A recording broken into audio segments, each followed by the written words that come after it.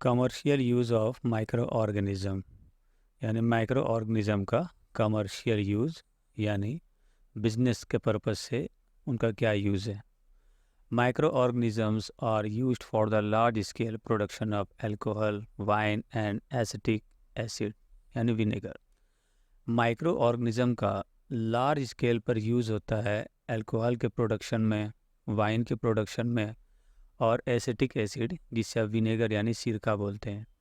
तो सिरका, alcohol, wine इनको लार्ज स्केल में प्रोडक्शन करने के लिए माइक्रो ऑर्गेनिजम्स का यूज़ होता है। Yeast is used for commercial production of alcohol and wine. Alcohol और वाइन के प्रोडक्शन के लिए यीस्ट का यूज़ किया जाता है। यीस्ट एक माइक्रो ऑर्गेनिज्म है जिसका यूज़ अल्कोहल और वाइन के प्रोडक्शन में किया जाता है। For this purpose yeast is grown on natural sugars present in grains like barley, wheat, rice, crushed fruit juices।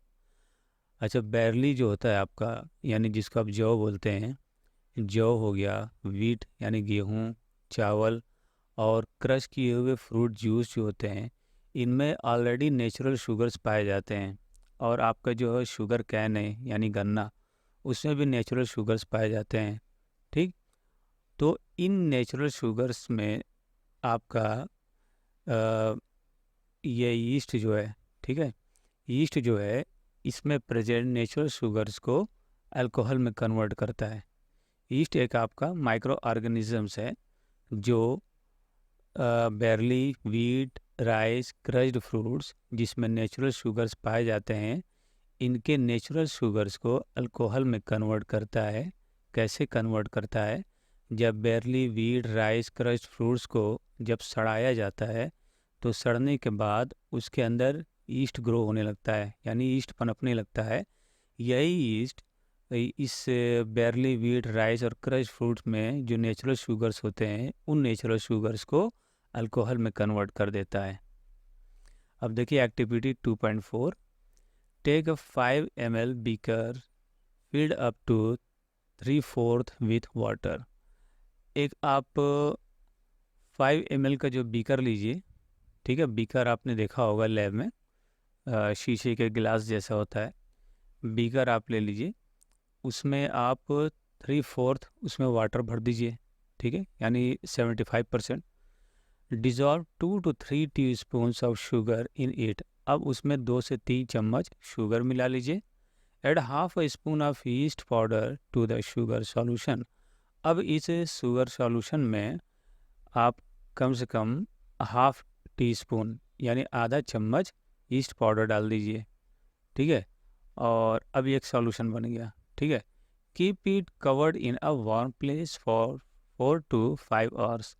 अब इसको थोड़ी सी गर्म जगह पे 4 से 5 घंटे पे रख दीजिए। देखिए, गर्म जगह पे अगर हम दही भी जमाना होता है तो ठंडी जगह पे रखने से बेहतर हम उन्हें गर्म जगह पे रखते हैं।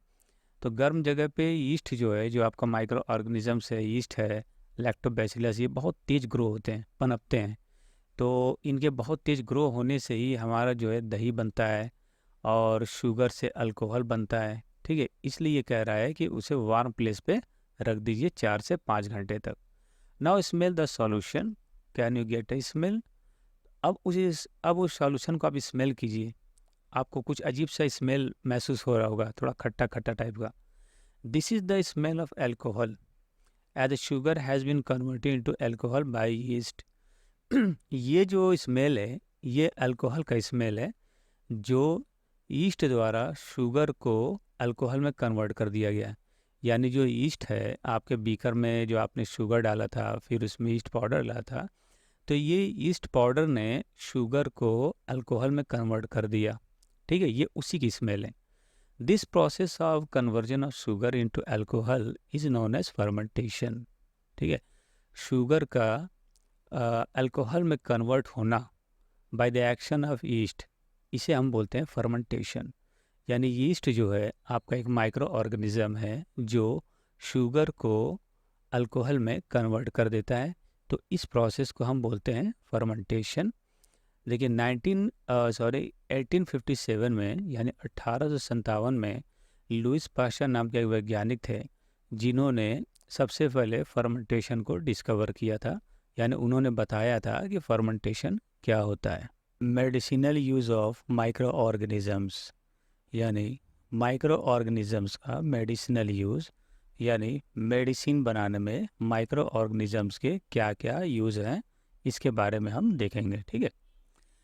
Whenever you fall ill, the doctor may give you some antibiotics tablets, capsules or injections such as of penicillin. जब कभी आप बीमार पड़ते हैं तो डॉक्टर आपको कुछ एंटीबायोटिक टैबलेट्स या कैप्सूल देते हैं या फिर इंजेक्शन देते हैं, जैसे पेनिसिलिन। ठीक है। The source of these medicines is micro organisms. ये जितने भी मेडिसिन्स हैं जो अभी आपने ऊपर देखा, एंटीबायोटिक टैबलेट्स, कैप्सूल्स और इंजेक्शन जैसे पेनिसिलिन, इनका जो सोर्स है वो माइक्रो ऑर्गेनिजम्स है। कैसे है? क्योंकि इन्हें जो बनाया जाता है तो कुछ ऐसे माइक्रो ऑर्गेनिजम्स हैं जिनका यूज़ किया जाता है, जिनके यूज़ से ही इनको बनाया जाता है। ठीक है। दीज मेडिसिन्स किल और stop the growth of the disease causing micro organisms. अच्छा, ये जो मेडिसिन्स है, जो एंटीबायोटिक मेडिसिन्स है, ये जो माइक्रो ऑर्गेनिज्म से होने वाले डिजीज़ेस हैं उनके ग्रोथ को रोकते हैं और उन्हें मारते भी हैं। कौन? एंटीबायोटिक। जितने भी एंटीबायोटिक्स हैं उनका यही काम है कि दूसरे हार्मफुल माइक्रो ऑर्गेनिजम्स को, जिससे बैक्टीरियाज भी होते हैं, उन्हें वो मारते भी हैं और उनके ग्रोथ को रोकने में मदद करते हैं। ठीक है। सच मेडिसिन्स आर कॉल्ड एंटीबायोटिक्स। तो ऐसी मेडिसिन्स को हम क्या बोलते हैं? Antibiotics. These days, a number of antibiotics are being produced from bacteria and fungi. आज के टाइम में बहुत सारे एंटीबायोटिक्स का प्रोडक्शन किया जा रहा है जिसमें बैक्टीरिया और फंगी का यूज़ किया जाता है। यानी बैक्टीरिया और फंगी के यूज़ से बहुत सारे एंटीबायोटिक्स का प्रोडक्शन किया जाता है। Streptomycin, tetramycin and erythromycin are some of the commonly known antibiotics which are made from fungi and bacteria. देखिए, इसमें कुछ ऐसे एंटीबायोटिक टैबलेट दवाइयाँ हैं जैसे स्ट्रेप्टोमाइसिन, टेट्रासाइक्लिन एंड एरिथ्रोमाइसिन। ये कुछ कॉमन एंटीबायोटिक्स दवाइयाँ हैं जो फंगी और बैक्टीरिया से बनाई जाती हैं। अब देखिए, 1929, Alexander Fleming was working on a culture of disease causing bacteria. 1929 में अलेक्जेंडर फ्लेमिंग नाम के एक वैज्ञानिक बैक्टीरिया से होने वाले डिजीज़ पर कुछ एक्सपेरिमेंट कर रहे थे। ठीक है, कुछ रिसर्च कर रहे थे। Suddenly he found the spores of a little green mould in one of his culture plates. तो सडनली उन्होंने देखा कि जिस प्लेट पर वो बैक्टीरिया पर रिसर्च कर रहे थे, उस प्लेट पर कुछ छोटे छोटे ग्रीन स्पोर्स उग गए हैं, यानी जैसे फंगी टाइप के, यानी मोल्ड उग गए हैं, उसमें स्पोर्स दिखाई देने लगे। ठीक है। तो इन्होंने क्या किया फिर? He observe that the presence of mould prevented the growth of bacteria. उन्होंने ये ऑब्जर्व किया, देखा कि मोल्ड के प्रेजेंट में, यानी जो ग्रीन कलर के छोटे छोटे स्पोर्स उग गए थे, यानी फंगी जो उग गए थे, तो ये फंगी जो है, ये यानी ये मोल्ड जो है, इन्होंने बैक्टीरिया के ग्रोथ को बिल्कुल रोक दिया था। In fact it also killed many of this bacteria. इस मोल्ड ने, या जो ग्रीन छोटे छोटे मोल्ड जो उग गए थे, इस मोल्ड ने बहुत सारे बैक्टीरियाज को मार दिया था। ठीक। From this the mould penicillin was prepared. तो इसी रिसर्च के बाद उन्होंने एक मोल्ड पेनिसिलिन बनाया जो सबसे पहली एंटीबायोटिक कहलाई। सबसे पहली जो एंटीबायोटिक बनी पेनिसिलिन, वो अलेक्जेंडर फ्लेमिंग ने 1929 में बनाया। देखिए, एंटीबायोटिक का काम आप जान गए। ये कुछ हार्मफुल बैक्टीरियाज होते हैं जिनके ग्रोथ को रोकते हैं हमारे बॉडी में और उन्हें मारते हैं। तो एंटीबायोटिक्स जो है, जो आपके एक्सपर्ट डॉक्टर्स होते हैं उनके एडवाइस से ही लेना चाहिए। और एंटीबायोटिक का एक कोर्स भी होता है जो डॉक्टर बताएंगे आपको, कि उस ड्यूरेशन तक एंटीबायोटिक आपको लेनी है। क्लियर? तो एंटीबायोटिक का काम है आपके बॉडी से हार्मफुल बैक्टीरियाज को मारना। अब जैसे अगर आपको कोल्ड कफ हो जा रहा है, वायरल फीवर हो रहा है, तो यहाँ पर एंटीबायोटिक वर्क नहीं करता। क्यों? क्योंकि कोल्ड कफ और वायरल फीवर ये वायरस से होता है।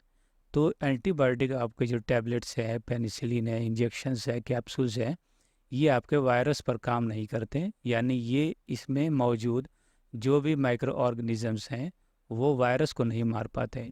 इसलिए वायरल फीवर में, कोल्ड कफ में एंटीबायोटिक का यूज़ नहीं होता। Clear? Antibiotics are manufactured by growing specific microorganisms and are used to cure a variety of diseases. यानी एंटीबायोटिक्स जो आपकी होती है, इन्हें बनाया जाता है कुछ स्पेसिफिक माइक्रो ऑर्गेनिज्म से। ये ज़रूरी नहीं है कि बस एक ही दो ऐसे माइक्रो ऑर्गेनिजम्स है जिनका यूज़ एंटीबायोटिक्स बनाने में किया जाता है। जैसे अब कुछ बैक्टीरिया है, फंगस है, सिर्फ उन्हीं से नहीं, कुछ स्पेसिफिक टाइप के भी माइक्रो ऑर्गेनिजम्स हैं जिनका यूज़ एंटीबायोटिक्स के मैन्युफैक्चरिंग में किया जाता है। और ऐसे माइक्रो ऑर्गेनिजम्स को ऐसे फैक्ट्रीज़ में उगाया जाता है, ठीक है, जिससे क्या कहते हैं कुछ डिजीज़ का इलाज किया जा सके। Antibiotics are even mixed with the feed of livestock and poultry to check microbial infections in animal.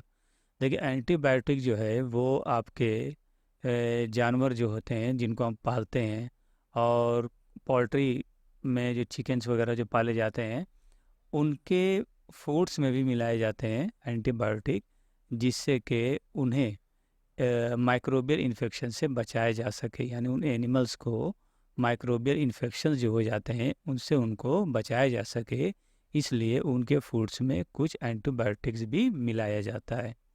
They are also use to control many plant diseases. तो एंटीबायोटिक का यूज़ कुछ प्लांट डिजीजेस को control करने के लिए भी किया जाता है। आपने बहुत से ऐसे प्लांट्स देखे होंगे जिनके पत्तियां बिल्कुल जो है मुड़ जाती हैं, श्रिंक हो जाती हैं, सिकुड़ जाती हैं, और वो बिल्कुल छोटे पड़ जाते हैं, बढ़ते नहीं हैं, उनमें फ्रूट्स नहीं आते हैं, फ्लावर्स नहीं आते हैं। तो वो कुछ डिजीज़ की हो जाती है, उन प्लांट्स को भी कुछ बीमारियां हो जाती हैं। तो ऐसे डिजीज़ को कंट्रोल करने के लिए कुछ एंटीबायोटिक्स का यूज़ प्लांट में भी किया जाता है। ठीक है, कुछ वायरल डिजीज़ भी प्लांट्स में होती हैं, तो उसका आप अगले क्लास में डिस्कस करेंगे। ठीक है, अब यहाँ पे देखिए, it is important to remember that antibiotic should be taken only on the advice of a qualified doctor. अच्छा, ये बहुत ज़रूरी है कि आप एंटीबायोटिक सिर्फ और सिर्फ एक क्वालिफाइड डॉक्टर के एडवाइस से ही लें। अपने से तो कभी आपको एंटीबायोटिक्स नहीं लेने। सिर्फ एंटीबायोटिक्स ही नहीं, कोई भी ऐसी मेडिसिन आपको खुद से नहीं लेनी है, क्योंकि सेल्फ मेडिकेशन इज डेंजरस। ठीक है, तो आप जब भी कोई भी दवा लेंगे तो एक क्वालिफाइड डॉक्टर के ही एडवाइस से लेंगे, चाहे कोई भी दवा हो। सिर्फ एंटीबायोटिक ही नहीं है, सारी दवाएं आप क्वालिफाइड डॉक्टर्स के गाइडेंस में ही लें। ठीक है, also you must complete the course prescribe by the doctor. अच्छा, डॉक्टर आपको जो प्रिस्क्राइब करे तो उस पूरे कोर्स को आपको कंप्लीट भी करना है। कैसे?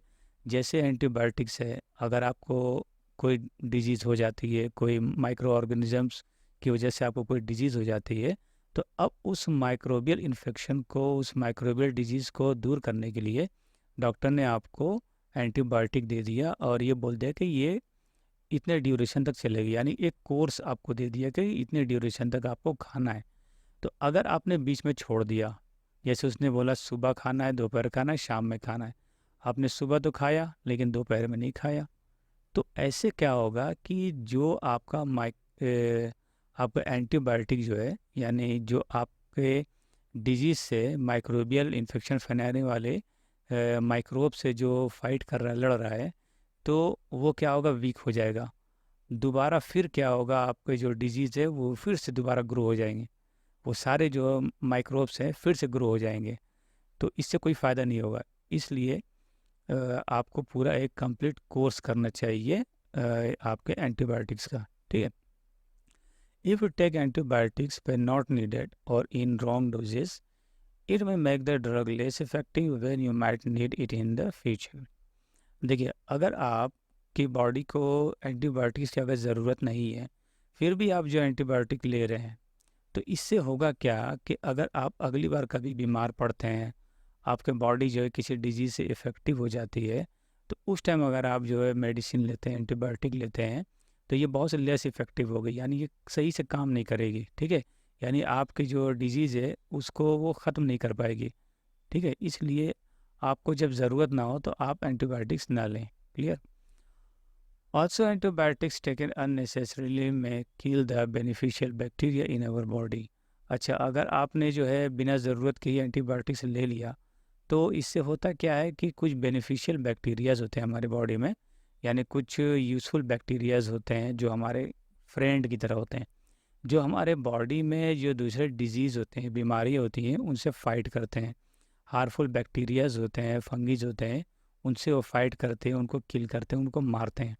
तो अगर आप एंटीबायोटिक के डोज बहुत ज़्यादा लेने लगते हैं, उसके आदी हो जाते हैं, तो एक टाइम ऐसा आता है कि आपके बॉडी में कोई भी एंटीबायोटिक या दवा काम नहीं करती है, ठीक है? और फिर उससे क्या होता है कि आपके अंदर जो बेनिफिशियल बैक्टीरियाज होते हैं बॉडी में, वो भी कम हो जाते हैं या फिर ख़त्म होने लगते हैं। यही वजह है कि आपके ऊपर कोई दवा काम नहीं करती, ठीक है? Antibiotics however are not effective against cold and flu as these are caused by viruses. देखिए, एंटीबायोटिक जो आपकी कोल्ड में, सर्दी ज़ुकाम में और खांसी में और कोल्ड कफ में ये काम नहीं करती है। क्यों? क्योंकि ये कोल्ड कफ जो होता है, फ्लू जो होता है, वायरल फीवर भी जो इसमें शामिल कर सकते हैं, तो वायरल फीवर वगैरह भी जो होता है, ये वायरस की इफ़ेक्ट से होता है, ठीक है? ये वायरल है, यानी वायरस से होता है। तो वायरस को आपका एंटीबायोटिक नहीं मार सकता। तो इसलिए ऐसे डिजीज़ में, कोल्ड में, फ्लू में और वायरल फीवर में आपका एंटीबायोटिक काम नहीं करता। Vaccine. When a disease carrying microbes enter our body, the body produces antibodies to fight the invader. जब बाहर से हमारे बॉडी में कोई माइक्रो ऑर्गेनिज्म या कोई माइक्रोब्स जो हार्मफुल माइक्रोब्स हैं जब इंटर करते हैं हमारे बॉडी में, तो हमारी बॉडी एंटीबॉडीज प्रोड्यूस करती है और वो बाहर से आए हुए हार्मफुल माइक्रोब से फाइट करती है और उन्हें बॉडी से बाहर निकालती है। एंटीबॉडीज जनरली एक प्रोटीन है वाई शेप का, जो हमारे बॉडी के इम्यूनिटी को बूस्ट करने में हेल्प करती है और दूसरे जो हार्मफुल माइक्रो ऑर्गेनिजम्स है जो हमारे बॉडी को इफ़ेक्ट करते हैं और तरह तरह की बीमारियां लेकर के आते हैं, तो उन सारे बीमारियों से फाइट करती है और उन सारे माइक्रो ऑर्गेनिज्म से फाइट करके हमारे बॉडी को इन्फेक्ट होने से और बीमार होने से बचाती है। The body also remembers how to fight the microbes if it enters again. हमारे बॉडी को ये पता होता है कि जो बाहर से आए हुए माइक्रोब्स हैं उनसे कैसे फाइट करना है, ठीक है, ताकि वो दोबारा इंटर ना हो सके। यानी हमारे बॉडी को ये पता होता है कि जो माइक्रोब्स हमारे बॉडी में दोबारा इंटर कर गए हैं उन्हें किस तरह से फाइट करना है, ठीक है। If dead or weakened microbes are introduced into a healthy body, the body fights and kills the invading bacteria by producing suitable antibodies. जब हमारे बॉडी में कोई डेड या कोई वीक माइक्रोब्स इंटर कर जाता है हमारे हेल्दी बॉडी में, जब कोई डेड या वीक माइक्रोब्स यानी माइक्रो ऑर्गेनिजम्स जब इंटर कर जाता है, तो हमारी बॉडी उससे भी फाइट करके उसे मार देती है, ठीक है, और एक सूटेबल एंटीबॉडीज़ क्रिएट कर देती है। यानी एक एंटीबॉडीज़ यानी एक शील्ड समझ लें आप, एक शील्ड की तरह हमारी बॉडी में बना देती है जिससे कि हार्मफुल बैक्टीरिया से फाइट किया जा सके और उसे बॉडी से बाहर निकाला जा सके। Clear? The antibodies remain in the body and we are protected from the disease causing microbes forever. Antibodies जो हमारी बॉडी में रह जाती है और वो हमारे बॉडी को डिजीज़ से, बीमारियों से जो माइक्रोब से होते हैं उनसे बचाती है और ये हमेशा हमारे बॉडी में रहती है, ठीक है। This is how a vaccine work. तो इस तरह से हमारा जो वैक्सीन है काम करता है, ठीक। अच्छा देखिए, वैक्सीन जो बनाया जाता है वो पैथोजन से बनाया जाता है। पैथोजन क्या होते हैं? जो बैक्टीरिया, जो माइक्रो ऑर्गेनिजम्स हमारे बॉडी को हार्म पहुंचाते हैं, नुकसान पहुंचाते हैं, तो उन्हीं माइक्रो ऑर्गेनिज्म से ये आपका जो वैक्सीन बनाया जाता है, उन्हीं से फाइट करने के लिए। तो उन माइक्रो ऑर्गेनिजम्स को के अंदर उन माइक्रो ऑर्गेनिजम्स के अंदर जो हार्मफुल प्रॉपर्टीज होती है उन्हें निकाल दिया जाता है, फिर उन्हें वैक्सीन बना करके हमारे बॉडी में इंजेक्ट कर दिया जाता है, ताकि उस तरह के जो भी बैक्टीरियाज या वायरस है उनसे ये आसानी से फाइट कर सके, बॉडी में एक एंटीबॉडीज बना सके और बॉडी की इम्यूनिटी को बूस्ट कर सके। तो इस तरह से वैक्सीन हमारा काम करता है। Several diseases including cholera, tuberculosis, small pox and hepatitis can be prevented by vaccination. देखिए, बहुत सारे बीमारियां जैसे आपका कॉलरा है, ट्यूबरकुलोसिस है, स्मॉल पॉक्स है, हेपेटाइटिस है, ये सब वैक्सीनेशन करने से ही ख़त्म हुई। ठीक है, ये सब वैक्सीनेशन से ही ख़त्म होती हैं और वैक्सीनेशन से ही इनसे बचा जा सकता है। ठीक है, अब ये देखिए, ये एडवर्ड जेनर हैं, एडवर्ड जेनर, जिन्होंने 1798 में एक वैक्सीन डिस्कवर किया था जो स्मॉल पॉक्स से प्रिवेंट करने के लिए बनाया गया था। यानी स्मॉल पॉक्स से बचने के लिए एक वैक्सीन बनाया था एडवर्ड जेनर ने 1798 में। तो पहले स्मॉल पॉक्स बहुत ज़्यादा हुआ करते थे, बहुत सारे गांव के गांव लोग जो उससे अफेक्टेड हो जाते थे, बहुत ज़्यादा लोगों की डेथ हो जाती थी। तो 1798 में एडवर्ड जेनर नाम के एक साइंटिस्ट ने, फिजिशियन थे, इन्होंने जो है एक स्मॉल पॉक्स की वैक्सीन डिस्कवर की और उसका एक एक्सपेरिमेंट भी किया एक बच्चे पर, और जो बिल्कुल सक्सेस रहा। तो इस तरह से एक वैक्सीन डिस्कवर हो गई 1798 में स्मॉल पॉक्स की एडवर्ड जेनर द्वारा। In your childhood, you must have been given injections to protect yourself against several diseases. Can you prepare a list of these diseases? You may take help from your parents. आपके बचपन में आपको जब आप बीमार पड़े होंगे तो आपको बहुत सारे इंजेक्शंस लगे होंगे, टाइम टाइम पे आपको इंजेक्शन लगा होगा। जब आपको फीवर हुआ होगा, आपको टेटनस हुआ होगा, हेपेटाइटिस बी का इंजेक्शन लगा होगा और ये ड्रॉप आपने पिया होगा। तो आप इनकी एक लिस्ट बना लें कि आपको किस किस बीमारी में कौन कौन सा इंजेक्शन लगा, यानी आपका वैक्सीनेशन हुआ। और ये लिस्ट बनाने में आप अपने पेरेंट्स की और अपने घर वालों की मदद ले सकते हैं। It is essential to protect all children against the diseases. अच्छा, ये बहुत ज़रूरी है कि इस तरह के डिजीज़ से सारे बच्चों को बचाया जाए। जैसे आपका स्मॉल पॉक्स है, कॉलरा है, पोलियो है। ये देखिए, एक बच्ची है जिसको पोलियो हो गया, ये पैर देख रहे हैं आप बच्ची का, ये पोलियो हो गया। अब ये कभी सही नहीं हो सकता। इसलिए इस घातक बीमारी से बचने के लिए गवर्नमेंट ने पूरे वर्ल्ड लेवल पर, WHO ने, वर्ल्ड हेल्थ ऑर्गेनाइजेशन जो आपका US में है, उसने पूरा वर्ल्ड लेवल पे एक कैंपेन चलाया, पल्स पोलियो अभियान, 2 बूंद ज़िंदगी की, जो आप देखते होंगे टीवी पर ऐड वगैरह, न्यूज़पेपर में। तो ये 0 से लेकर 5 साल तक के बच्चों को पिलाया जाता है और घर घर जा कर के पिलाया जाता है। तो हमें 0 से लेकर 5 साल के बच्चों को पोलियो ड्रॉप ज़रूर पिलाना चाहिए ताकि वो ऐसी बीमारी से बच सके।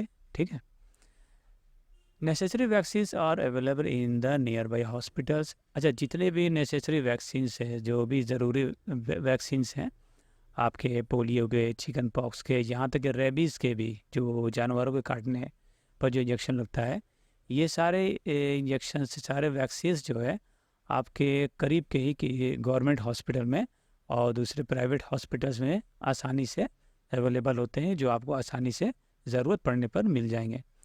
You might have seen the advertisement on TV and newspapers regarding protection of children against polio under the Pulse Polio program. आपने शायद टीवी पर और न्यूज़पेपर में एडवर्टाइजमेंट देखा होगा कि जिसमें बच्चों जो बच्चे हैं उनको पोलियो से बचने की जो एडवर्टाइजमेंट आते हैं वो आपने देखा होगा, और पल्स पोलियो प्रोग्राम का भी एडवर्टाइजमेंट देखा होगा। ठीक है, polio drops given to children are actually a vaccine. जो पोलियो ड्रॉप बच्चों को दिया जाता है वो भी एक्चुअली एक वैक्सीन ही है। यानी वो भी जिस जिस प्रोसीजर से वैक्सीन बनाया जाता है, माइक्रो ऑर्गेनिज्म से ही बनाया जाता है वैक्सीन। तो पल्स पोलियो जो कैंपेन चलता है, पोलियो को जो वैक्सीन बच्चों को दिया जाता है, तो वो भी एक तरह का माइक्रो ऑर्गेनिज्म से बनाया गया वैक्सीन है, ठीक है। A worldwide campaign against smallpox has finally led to its eradication from most parts of the world। देखिए, जो स्मॉल पॉक्स होता था पहले, इसको चेचक बोलते हैं, तो इसके अगेंस्ट पूरे वर्ल्ड वाइड, पूरे दुनिया में एक कैंपेन चलाया गया। तो उसका नतीजा ये हुआ कि आज पूरे वर्ल्ड से लगभग स्मॉल पॉक्स ख़त्म सा हो गया। अब कहीं आपको नहीं दिखाई देगा जल्दी, ठीक है। उसी तरह पोलियो भी लगभग ख़त्म सा हो गया, आपको जल्दी नहीं दिखेगा। जबकि पहले अक्सर पोलियो के मरीज दिख जाते थे, स्मॉल पॉक्स तो बहुत हुआ करता था, ठीक है। लेकिन अब ये दोनों चीज़ आपको नहीं दिखाई देगी जल्दी, ठीक है। क्यों? क्योंकि पूरे वर्ल्ड लेवल पर इसके खिलाफ एक कैंपेन चलाया गया था, और डोर टू डोर ये कैंपेन चलाया गया था, जिससे कि इस चीज़ पर जो है हम लोग कंट्रोल कर सकें, स्मॉल पॉक्स पर और पोलियो पर और दूसरी बीमारियों पर भी। These days, vaccines are made on a large scale from microorganisms to protect humans and other animals from several diseases। अच्छा, आजकल जो है बहुत बड़े लेवल पर, मतलब बहुत ह्यूज अमाउंट में वैक्सीन बनाया जा रहा है माइक्रो ऑर्गेनिज्म से, जिससे कि ह्यूमन और एनिमल्स को बहुत सारे डिजीज से, बहुत सारे बीमारियों से प्रोटेक्ट किया जा सके, उन्हें बचाया जा सके।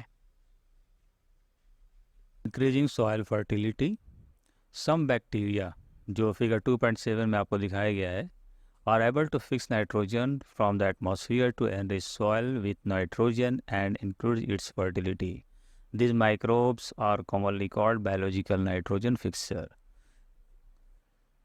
देखिए, कुछ बैक्टीरिया ऐसे होते हैं जो एटमॉस्फेयर से नाइट्रोजन को लेकर के सॉइल में फिक्स कर देते हैं, यानी सॉइल में मिलाते हैं, जिससे सॉइल में नाइट्रोजन की मात्रा यानी अमाउंट ऑफ नाइट्रोजन बहुत ज़्यादा बढ़ जाता है। क्योंकि सॉइल को नाइट्रोजन चाहिए होता है, और सॉइल का नाइट्रोजन अगर ना मिले तो उसमें जो प्लांट लगा हुआ है उस प्लांट को नाइट्रोजन नहीं मिलेगा। तो बहुत से ऐसे प्लांट्स होते हैं, ख़ास तौर से आपके जो बीन्स के प्लांट्स होते हैं, तो उन्हें नाइट्रोजन ज़्यादा चाहिए होता है। अगर उन्हें नाइट्रोजन ना मिले तो वो सही से ग्रो ना कर सके, उनमें जो बीन्स लगते हैं वो ना लग सकें, तो उन्हें नाइट्रोजन की बहुत ज़्यादा ज़रूरत होती है। लेकिन प्लांट की एक प्रॉपर्टी ये भी है कि वो एटमॉस्फेयर से डायरेक्ट नाइट्रोजन को अब्जॉर्ब नहीं कर सकता, ठीक है। तो कुछ ऐसे बैक्टीरियाज होते हैं जो सॉइल में पाए जाते हैं, जैसे आपने पिछली क्लास में पढ़ा था राइजोबियम के बारे में। तो राइजोबियम क्या करता था कि वो एटमॉस्फेयर से नाइट्रोजन को लेता था और सॉइल में वैसे ही छोड़ देता था। तो हमारा जो प्लांट है वो उसे सॉल्युबल फॉर्म में यूज़ करता था एज ए फूड, ठीक है। तो उसी तरह से कुछ ऐसे बैक्टीरियाज होते हैं, जैसे आप फिगर 2.7 में देखें, ये आपका जो है ब्लू ग्रीन एल्गा है, ठीक है, जिसको आप बोलते हैं ये साइनोबैक्टीरिया। तो आपने देखा होगा कि बरसात बरसात में या फिर जहाँ पे मॉइस्चर होता है वहाँ पे कुछ काई लग जाती है, ठीक है। ये वही चीज़ है ब्लू ग्रीन एल्गा। तो अब इसको देखो, माइक्रोस्कोप में इस तरह से दिखाया गया है। अगर आप उसको माइक्रोस्कोप में देखेंगे तो आपको इस तरह से दिखाई देगा। तो इनका काम क्या होता है? These microbes are commonly called biological nitrogen fixer. तो इन्हें हम बायोलॉजिकल नाइट्रोजन फिक्सर कहते हैं। क्यों कहते हैं? क्योंकि एटमॉस्फेयर से नाइट्रोजन को लेते हैं और उसे सॉइल में छोड़ देते हैं। तो उससे, और उस सॉइल से जो है हमारा प्लांट यूज़ कर लेता है उसको एज ए फूड। तो इनका काम यही होता है कि एटमॉस्फेयर से नाइट्रोजन को लेना और नाइट्रोजन से लेकर के उसे सॉइल में छोड़ देना, और हमारा प्लांट सॉइल में जो उसके जड़ पेनिट्रेट होते हैं, तो उसी जड़ से हमारा प्लांट जो है उसे अब्जॉर्ब करता है और एज ए फूड यूटिलाइज करता है, ठीक है। ये देखें आप, यहाँ पर बहुत सारे ये माइक्रो ऑर्गेनिजम्स हैं जिसको हम ब्लू ग्रीन एल्गा बोलते हैं। ये जहाँ पर पानी रुका हुआ होता है, यहाँ पे जहाँ पे पानी का बहाव बहुत कम होता है, वहाँ पर ये सब ग्रो होते हैं यानी पनपते हैं। और ये क्या करते हैं? नाइट्रोजन बनाते हैं, नाइट्रोजन को एटमॉस्फेयर से अब्जॉर्ब करते हैं, क्लियर। और उस नाइट्रोजन को हमारा प्लांट जो है डायरेक्टली यूज़ कर लेता है। एक्टिविटी 2.5, आइए देखते हैं बच्चों की एक्टिविटी 2.5 में क्या कहा जा रहा है। Take 2 pots and fill each pot half with soil। आपको 2 pots लेने हैं, यानी गमले, और गमले आप ज़रा बड़े लीजिएगा, ठीक है। और उसमें आप क्या करना है, दोनों ही pots में, दोनों ही गमलों में आपको आधी आधी सॉइल यानी मिट्टी भर देना है। Mark them A and B. एक गमले को आप ए से मार्क कर दीजिए और दूसरे को बी से, यानी एक का नाम ए रख दीजिए, दूसरे का नाम बी रख दीजिए। Put plant waste in pot A and things like polythene bags, empty glass bottles and broken plastic toys in plant B, sorry pot B. Pot A में आपको क्या करना है कि कुछ प्लांट के वेस्ट भर दीजिए, जैसे आपके प्लांट की लकड़ियां हैं, टहनियां हैं, पत्तियां हैं, ठीक है, ये सारे भर दीजिए। और पॉट बी में आपको क्या करना है, कुछ पॉलीथीन बैग्स हो गया, कुछ कांच के खाली बॉटल्स हो गए, कुछ टूटे हुए टॉयज़ हो गए प्लास्टिक के, इस तरह की चीज़ें आपको उसमें भर देनी है, ठीक। Put the pots aside, observe them after 3 to 4 weeks। अब उन दोनों पॉट्स को ऐसे ही रख दीजिए और 3-4 हफ्ते के बाद आप उन्हें ऑब्जर्व कीजिए, देखिए उन्हें, ठीक है। Do you find any difference in the contents of the 2 pots? If so what is the difference? अच्छा, आपको क्या दोनों पॉट्स के अंदर जो आपने भर के रखा था सॉइल में, क्या आपको इन दोनों पॉट्स में कुछ डिफरेंस देखने को मिला? कुछ आपको चेंजिंग नज़र आई?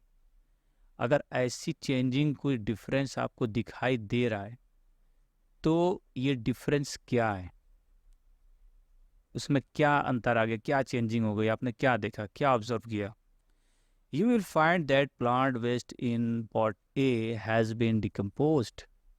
आपने देखा कि पॉट ए में जिसमें आपने प्लांट के वेस्ट भर रखे थे, तो वो क्या हो गया, धीरे धीरे डिकम्पोज हो गया, यानी उसी सॉइल में सड़ गल के मिल गया। यानी डिकम्पोज का मतलब किसी चीज़ का सड़ना गलना, ठीक है। और आपने देखा कि उसमें सब बिल्कुल डिकम्पोज हो गया, मिल गया, यानी सब बिल्कुल फिनिश ख़त्म। अब वो प्लांट और वो जो पत्तियाँ जो हमने उसमें डाला, तो वो तो अब दिखाई नहीं दे रही, वो तो सब डिकम्पोज हो गए, ठीक है। How did this happen? ऐसा कैसे हुआ? अब आप इसको सोचिए कि ऐसा हुआ कैसे। हमने तो इसमें कुछ प्लांट के जो है टहनियाँ, कुछ लकड़ियाँ, कुछ पत्तियाँ इसमें डाल रखा था इस मिट्टी में, लेकिन हमने 3-4 हफ्ते के बाद देखा ये तो सब बिल्कुल डिकम्पोज हो गए, ख़त्म हो गए, अब तो दिखते ही नहीं वो प्लांट के लकड़ियाँ और उसकी पत्तियाँ, आखिर गए कहाँ? The plant waste has been converted into manure by the action of microbes. कुछ ऐसे माइक्रोब्स होते हैं, माइक्रो ऑर्गेनिजम्स होते हैं जो प्लांट के वेस्ट को क्या करते हैं, उनको मैन्योर में यानी कि ऑर्गेनिक फर्टिलाइज़र में कह सकते हैं आप, यानी एक खाद में उसको बदल देते हैं, कन्वर्ट कर दे, चेंज कर देते हैं। तो ये माइक्रोब्स करते कैसे? ये माइक्रोब्स क्या करते हैं कि जो प्लांट के जो वेस्ट है, यानी ऑर्गेनिक वेस्ट बोलते हैं बच्चों, जैसे आपका प्लांट है, एनिमल है, वो सब ऑर्गेनिक वेस्ट है। तो ऑर्गेनिक वेस्ट को क्या करते हैं, ये धीरे धीरे उनको छोटे छोटे पीस में ब्रेक डाउन करते हैं, तोड़ते रहते हैं, और इतना तोड़ते तोड़ते बिल्कुल इतना पार्टिकल टाइप का बना देते हैं कि उनको धीरे धीरे वो क्या करते हैं, सॉइल में मिला देते हैं, यानी मिट्टी में मिला देते हैं। तो धीरे धीरे वो चीज़ ख़त्म हो जाती है, वहाँ फिर रहती नहीं, आपको दिखाई नहीं देगी। यानी वो क्या होता है, धीरे धीरे सॉइल में मिल जाता है, और सॉइल में मिलने के बाद क्या होता है कि वो एक मैन्योर यानी एक खाद बन जाता है। और वो खाद जो होता है वो प्लांट के लिए बहुत ही ज़्यादा इम्पॉर्टेंट होता है, बहुत ही ज़्यादा उसके प्लांट के लिए यूज़फुल चीज़ है। The nutrients released in the process can be used by the plants. अच्छा, इस प्रोसेस में जब आपका माइक्रोब्स आपके प्लांट के जो वेस्ट हैं उसको जब वो डिकम्पोज कर रहा होता है, तो इस प्रोसेस में न्यूट्रिएंट्स जो होते हैं, प्लांट के वेस्ट में जो न्यूट्रिएंट्स होते हैं, प्लांट के वेस्ट में नहीं, एनिमल के वेस्ट में भी आप देख सकते हैं, उनके अंदर जो भी न्यूट्रिएंट्स मौजूद होता है, वो क्या होता है कि वो सॉइल में मिक्स हो जाता है, मिल जाता है, और प्लांट जो है उसको एज ए फूड यूज़ कर लेता है, ठीक है। Did you notice that in pot B? क्या आपने पॉट बी को भी नोटिस किया?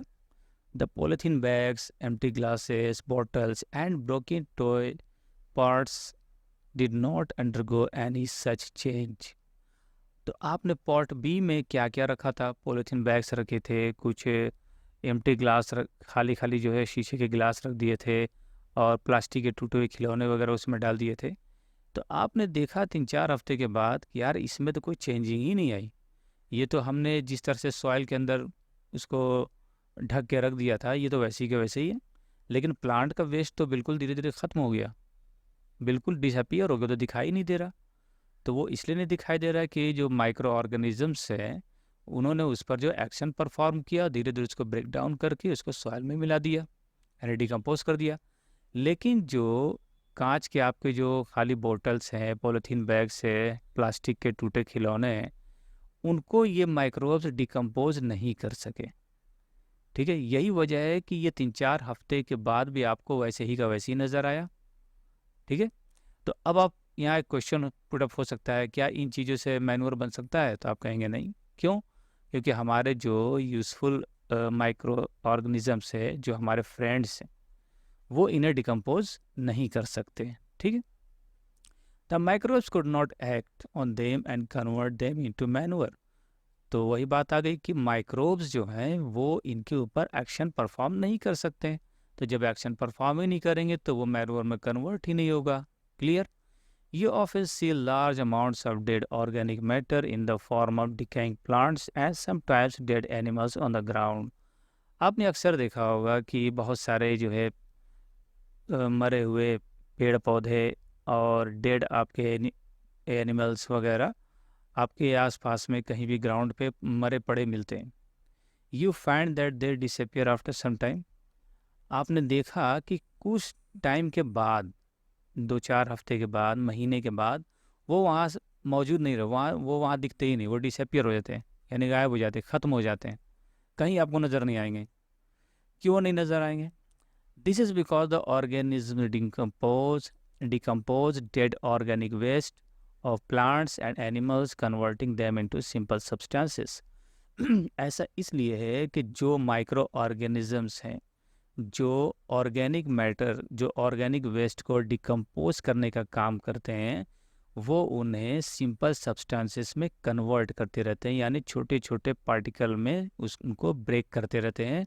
अब ब्रेक करते करते करते उनको एक टाइम ऐसा आता है कि वो सब जो है सॉइल में मिल जाते हैं, मिट्टी में मिल जाते हैं, और वहाँ से वो डिसअपियर होते हैं, वो दिखाई नहीं देते। यानी कोई भी ऑर्गेनिक वेस्ट है, चाहे जितना भी बड़ा हो, जब माइक्रो ऑर्गेनिजम्स उनके ऊपर एक्शन परफॉर्म करते हैं और उन्हें डिकम्पोज करने लगते हैं, सड़ाने लगते हैं, तो धीरे धीरे वो चीज़ छोटे छोटे पार्ट्स में जो है ब्रेक डाउन होते रहते हैं और मिट्टी में मिक्स होते रहते हैं, धीरे धीरे वो डिसअपियर हो जाते हैं। These substances are again used by other plants and animals. और ये सारे सब्सटेंसेस जो हैं वो प्लांट्स और कुछ एनिमल्स द्वारा यूज़ किए जाते हैं एज ए फूड। ठीक है, प्लांट उसको एज ए न्यूट्रिएंट यूज़ कर लेता है। कुछ एनिमल्स भी होते हैं, जैसे आपके छोटे छोटे कीड़े भी आपने देखे होंगे, वो उन्हें एज ए फूड यूज़ करते हैं, यानी उन्हें खा जाते हैं। दस micro organisms can be used to degrade the harmful and smelly substances and thereby clean up the environment. तो इस तरह से जो माइक्रो ऑर्गेनिजम्स हैं, जो ऑर्गेनिक वेस्ट को डिकम्पोज करने का काम करते हैं, वो हमारे इन्वायरमेंट में मौजूद सड़े गले और बदबूदार सब्सटेंसेस जो हैं उनको डिकम्पोज करते हैं और धीरे धीरे उन्हें वहाँ से ख़त्म कर देते हैं, डिसअपियर कर देते हैं, यानी सॉइल में मिला देते हैं। इस तरह से हमारा एनवायरनमेंट क्लीन हो जाता है। यानी माइक्रो ऑर्गेनिजम्स हमारे एनवायरनमेंट को क्लीन करने में भी बहुत बड़ा रोल प्ले करते हैं। क्लियर?